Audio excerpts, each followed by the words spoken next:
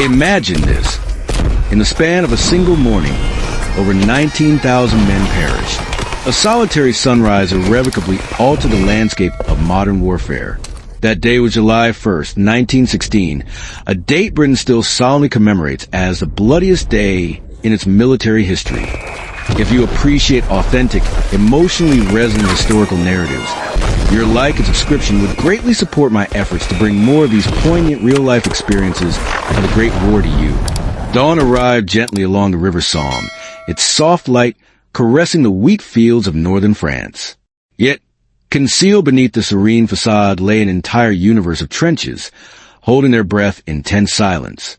Second Lieutenant Arthur Collins, a 22-year-old from Manchester, stood at the trench's edge, clutching a letter from his mother. The handwritten final line read, "Arthur, be careful.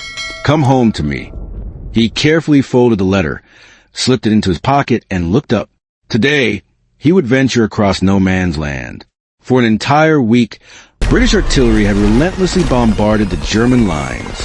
Command was confident that the enemy had been utterly crushed.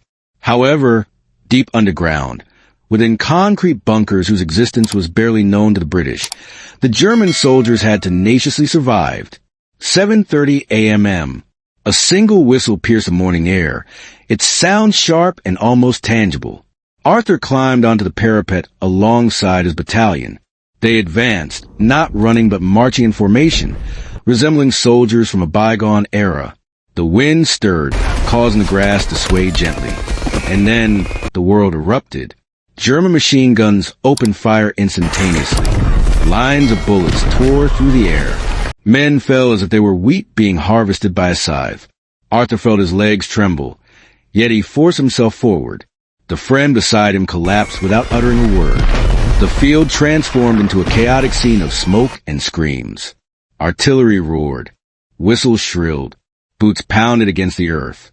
Arthur dropped into a shell crater, desperately gasping for breath.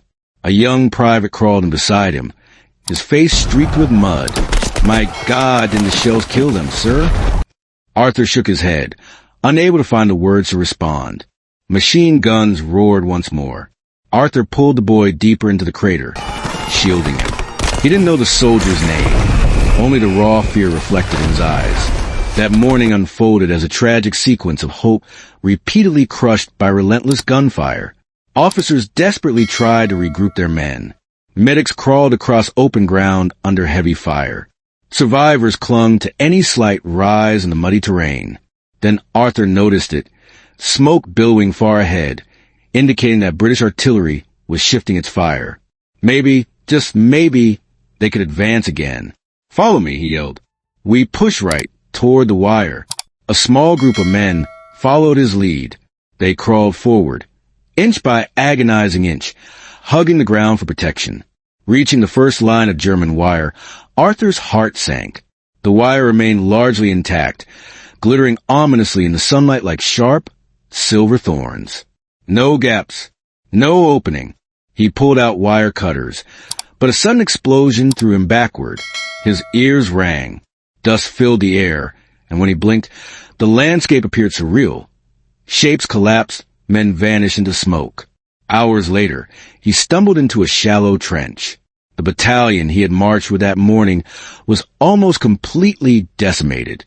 A wounded captain, blood staining his collar, whispered weakly, "We keep their spirits up, even a little." Arthur nodded, his own voice trembling as he attempted to reassure the wounded. But in doing so, he grasped a profound truth. The Somme was far more than just a failed attack. It marked a turning point in warfare, a stark warning that guns, trenches, and machines now reigned supreme on the battlefield. By late afternoon, using creeping barges as cover, Arthur and a handful of survivors retreated. He reached into his pocket and touched his mother's letter. It was crumpled and muddy, yet the message remained intact. "Come home to me." Arthur survived the darkest morning of his life, but the Somme would continue to rage on until November. The ground around him had only begun to be transformed. As evening descended, he gazed across the fields, now a desolate wasteland of craters and smoke, and he whispered, voice in the fear shared across the entire front, If this is only the first day, what will tomorrow bring? But what will happen next on this battlefield?